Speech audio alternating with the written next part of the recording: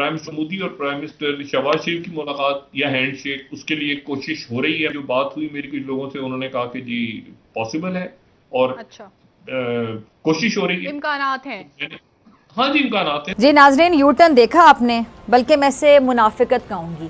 खबर ये आ रही है कि शी जिनपिंग साहब is interested to meet with Narendra Modi ji. Foreign office वालों को कहा गया है कि 3 मुलाकातें अरेंज कराई जाएं।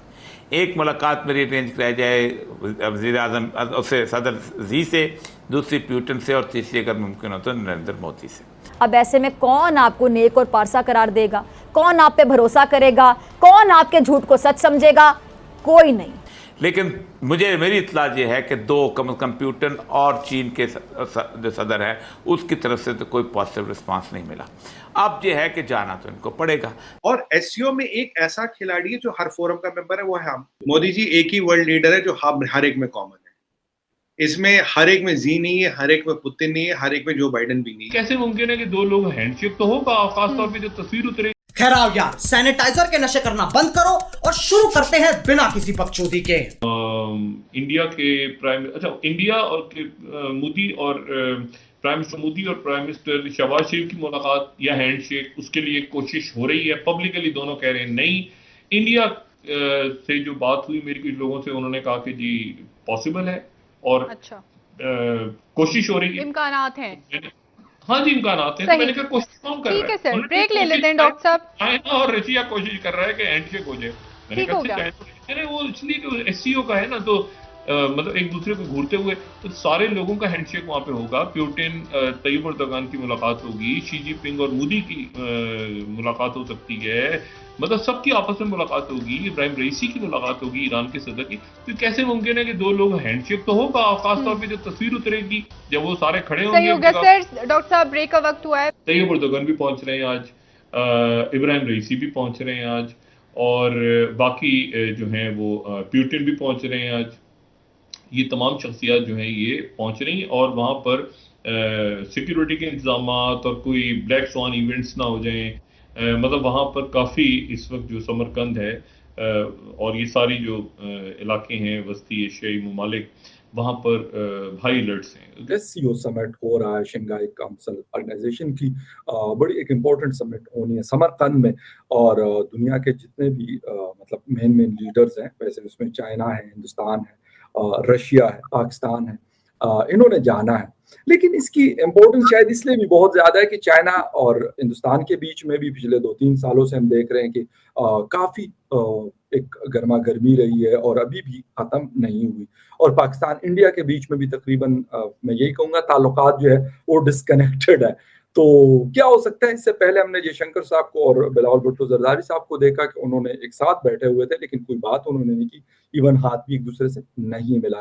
अब नरेंद्र मोदी जी और शहबाज शरीफ साहब जाएंगे, क्या हो सकता है क्या नहीं। और सबसे इम्पोर्टेंट जो चीज है, खबरें ये आ रही है कि शी जिनपिंग साहब is interested to meet with Narendra Modi ji. अब एससीओ आ रहा है, क्या आपको नजर आ रहा है कि पाकिस्तान के साथ भी, शायद पाकिस्तान में भी लोग कुछ एक मतलब 50-50 हाइपोथेसिस ही चल रही है कि यार हो भी सकता है कि सलाम दुआ हो जाए, हाथ मिल जाए, लेकिन बाकी शायद कोई चीज नहीं हो सकती।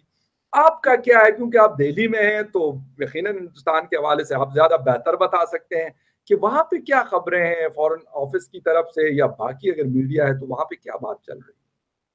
देखिए फगर भाई, शो पे बुलाने के लिए धन्यवाद। और शुरुआत करें तो अगर आप मोदी जी की बात करें, दुनिया में जितने भी 7-8 तरह के ये फॉर्मेशंस हैं, जिन्हें मैं कहूँगा एससीओ के, G20 लीजिए, मोदी जी एक ही वर्ल्ड लीडर है जो हर एक में कॉमन है। इसमें हर एक में जी नहीं है, हर एक में पुतिन नहीं है, हर एक में जो बाइडेन भी नहीं है। ये एक पहली इंपॉर्टेंट बात है जो डिफरेंशिएटर है।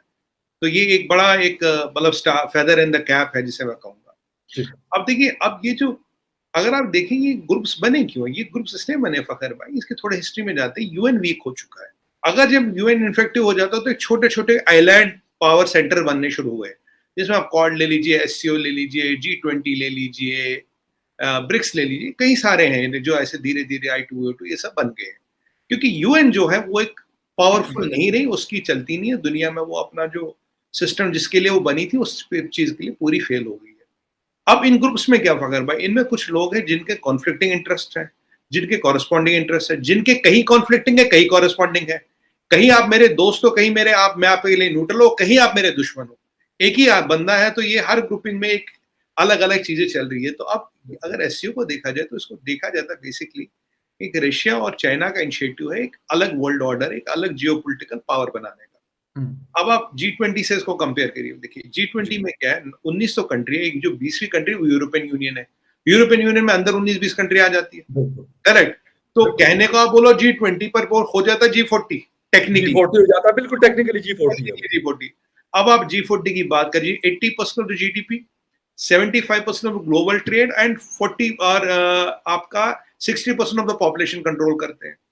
सारे ऑलमोस्ट न्यूक्लियर पावर G20 में है, कुछ एक दो को छोड़ के, साउथ कोरिया वगैरह इधर उधर को निकाला जाए। अब आप एससीओ में आ जाए, एससीओ में करता है 40% ऑफ द जीडीपी और करीब 40% ऑफ द पॉपुलेशन कंट्रोल करता है। ग्लोबल ट्रेड भी 30-35% कंट्रोल करता है। अगर आप इसका स्टैचर देखें, ये अब भी G20 से लगभग आधा है जी।